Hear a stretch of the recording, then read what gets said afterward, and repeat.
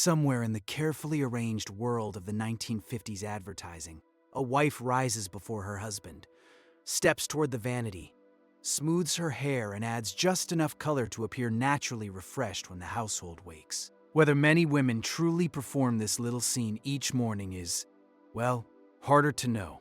But the fact that magazines could recommend it tells us something curious. Beauty was meant to be visible, while the work behind it was supposed to disappear. Hello and welcome. Settle in, let your shoulders loosen, and allow the room around you to grow dim. Tonight, we are wandering into the beauty culture of 1950s America, a decade that admired order, polish, and the particularly exhausting art of appearing effortless. Our path follows the mainstream ideal promoted in magazines, advertisements, etiquette columns, department stores, and Hollywood films. It was largely a white, middle-class, aspirational image. And it never represented every woman's life. Routines varied enormously according to income, race, age, region, employment, family demands, and simple personal preference. A farm wife, a factory worker, a black salon owner, a suburban homemaker, and a sales clerk standing all day behind a cosmetics counter did not necessarily share the same mirror, budget, schedule, or rules. Still, the ideal traveled widely. It waited at drugstore counters and inside women's magazines. It appeared beside shining refrigerators and polished automobiles. It suggested that a well-managed woman should have a well-managed face, a controlled silhouette, tidy hands, agreeable hair, and, if possible, no visible sign of the labor required to produce any of it. We'll move from the bedroom vanity to the breakfast table, then through beauty parlors, department stores, hosiery counters, charm lessons, workplace washrooms, and household budgets. Along the way, we'll examine the products, rituals, and social pressures behind the finished image, and the many practical ways women adapted, ignored, borrowed, or quietly negotiated matches with those expectations. If you enjoy these slow walks through everyday history, you're welcome to subscribe and leave a comment about a beauty ritual remembered in your family. But there is nothing you need to memorize tonight. Let the compacts click open, the salon dryers hum, and the rooms of the past appear, one by one. The ideal woman of the decade seemed to live in a house where nothing wrinkled. She smiled beside appliances, served coffee in a spotless dress, and remained composed while performing tasks that would normally produce heat, fatigue, and at least one loose strand of hair. Advertising did not invent concern about feminine appearance, but the expanding post-war consumer market gave that concern shelves of products and a persuasive new setting. Beauty was often presented as a personal responsibility. A tired complexion could be improved with cream. An unfashionable figure could be adjusted with foundation garments. Hair could be disciplined with lotion, pins, rollers, spray, and professional attention. The message was encouraging on the surface. Improvement was available. Beneath it sat another message, less relaxing but commercially useful. Improvement was expected. Actual homes were untidier than the advertisements, and actual women had limited time.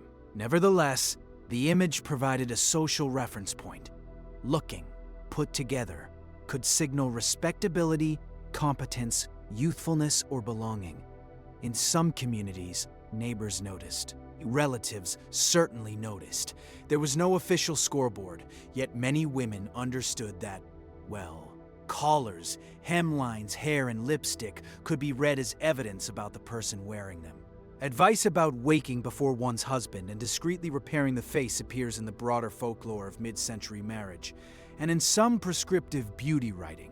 It is safer to treat it as an idealized instruction than as a universal household custom. Even so, the scene captures the logic of the period rather neatly.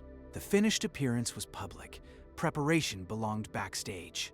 At a small vanity, perhaps under a pleated lampshade, cleansing cream, face powder, hairpins, tissues, and lipstick formed a private working kit. A routine might begin with soap and water, or with cold cream wiped away using a cloth or tissue.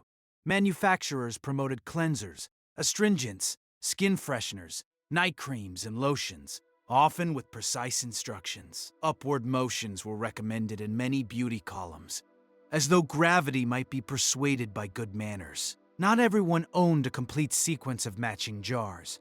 Some women relied on one dependable cream, inexpensive drugstore products, petroleum jelly, or familiar household preparations. Others purchased coordinated lines at department store counters, where saleswomen demonstrated shades and explained the supposed needs of dry, oily, young, or mature skin.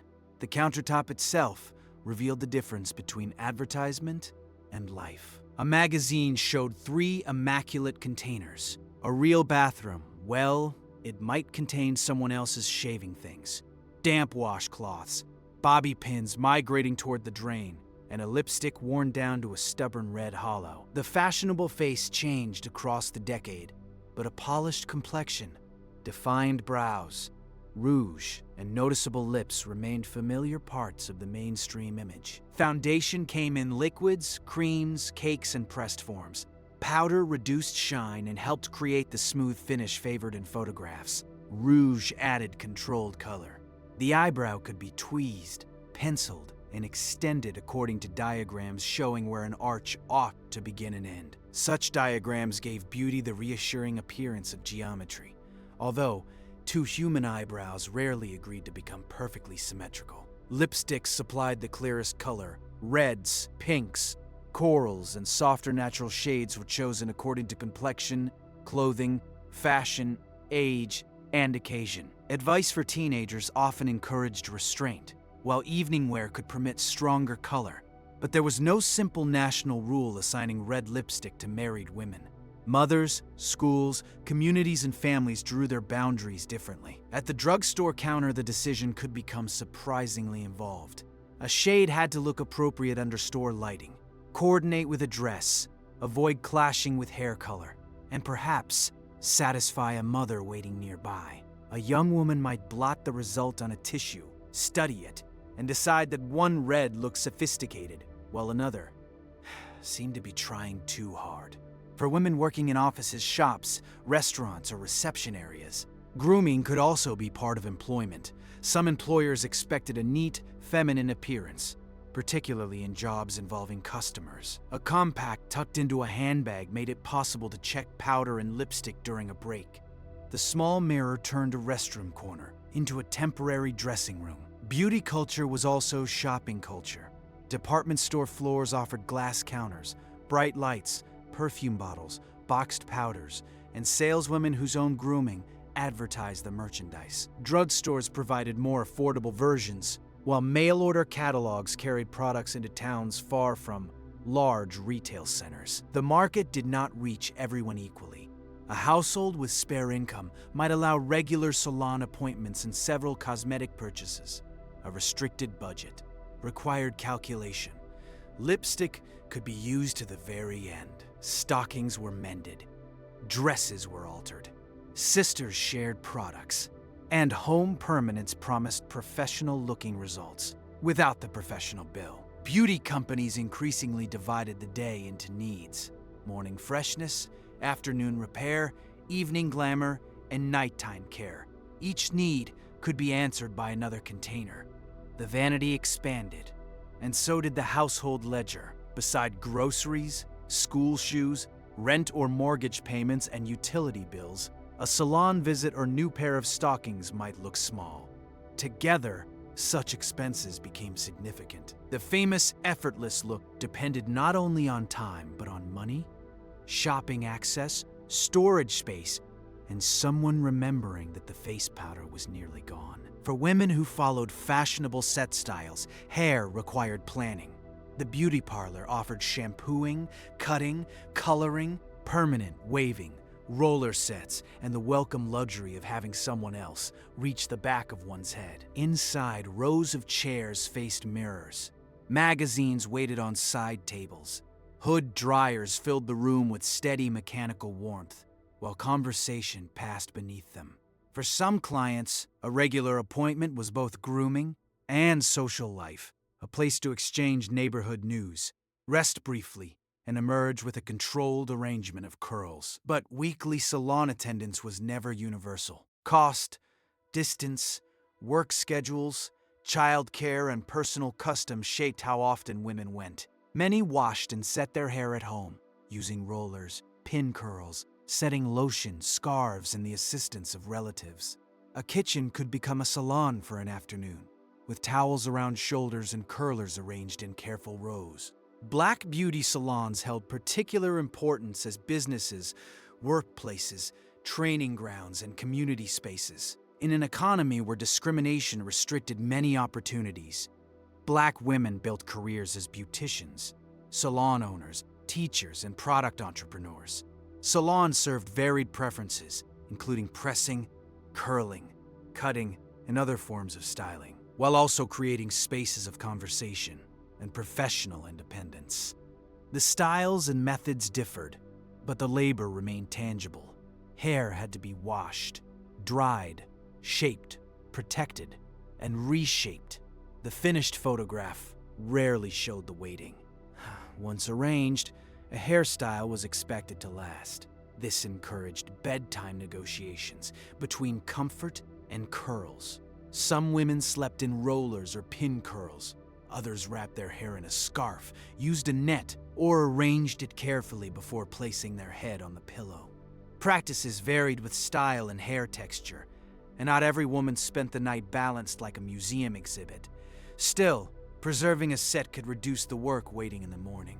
Beauty columns also repeated older advice about brushing hair in long strokes. The famous recommendation of 100 strokes had circulated well before the 1950s and continued as a familiar piece of grooming lore, though it was never a universal nightly law and was not suitable for every hairstyle. The practical routine was usually less poetic. Remove pins, inspect curls, brush or arrange as needed, then prepare the hair for tomorrow. Pins collected in saucers, rollers occupied drawers, scarves weighted over chair backs. These humble objects did much of the work, concealed by the graceful finished style. The hourglass figure was, quite often, an act of engineering. Brass, girdles, garters, slips, and other foundation garments helped create the smooth lines promoted by fashion illustrations. The new look silhouette that influenced the early post-war years emphasized a defined waist and full skirt, while later fashions introduced straighter or differently shaped outlines. Under each visible change sat another layer of structure. Putting on a girdle could involve tugging, rolling, straightening seams, and checking whether stockings were properly attached. Garments varied from relatively flexible to decidedly firm. They influenced how a woman bent, sat, walked, and breathed, although wearers had different tolerances and did not all use them every day. For employed women, a neat silhouette might be part of workplace presentation. For others, foundation garments were saved for church, shopping trips, visits, or formal occasions. Rural work, housework, pregnancy, illness, heat, and simple impatience could all modify the ideal. Maternity clothing offered more room, but advertisements still emphasized neatness and an outline of order. Even the expectant mother was often pictured smiling in a fresh dress, as though pregnancy had politely agreed not to interfere with ironing. Attention moved downward from the face to the hands. Manicure styles included fully painted nails, as well as variations leaving the tip or the pale half moon near the cuticle bare. The half moon look had been especially fashionable in earlier decades, but older conventions persisted in some mid-century guidance in personal habits. Color, again, depended on setting and preference. Pale shades could look practical for daytime. Red appeared in polished fashion imagery. A chip might be repaired before an outing, though working hands made perfection difficult. Laundry, typing, cooking, factory work, gardening, and childcare were not naturally respectful of nail polish. Stockings introduced another daily inspection. Seams needed to appear straight when seamed styles were worn, and snags could turn an ordinary morning into a small wardrobe problem.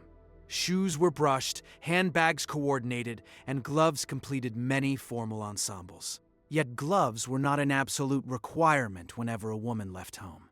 They were more common in certain social settings. cities, seasons, churches, department stores, and formal occasions, and their use declined as fashions changed. The advertisement showed spotless white gloves. Real life well included lost gloves, warm weather, bus schedules, and hands already full of groceries.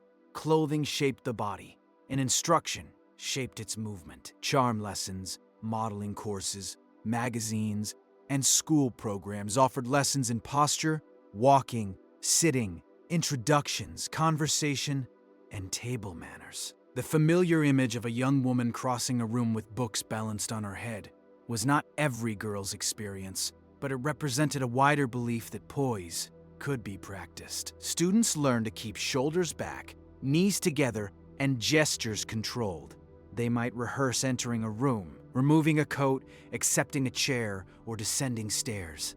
The body was expected to look natural, after sufficient training in how not to behave naturally. These lessons had practical social value in a culture that judged women closely on presentation. They could offer confidence for interviews, offices, dances, and formal gatherings. At the same time, they placed another task on the individual: to monitor not only her face and clothing, but the angle of her chin and the position of her hands. Perfume supplied the invisible finishing touch.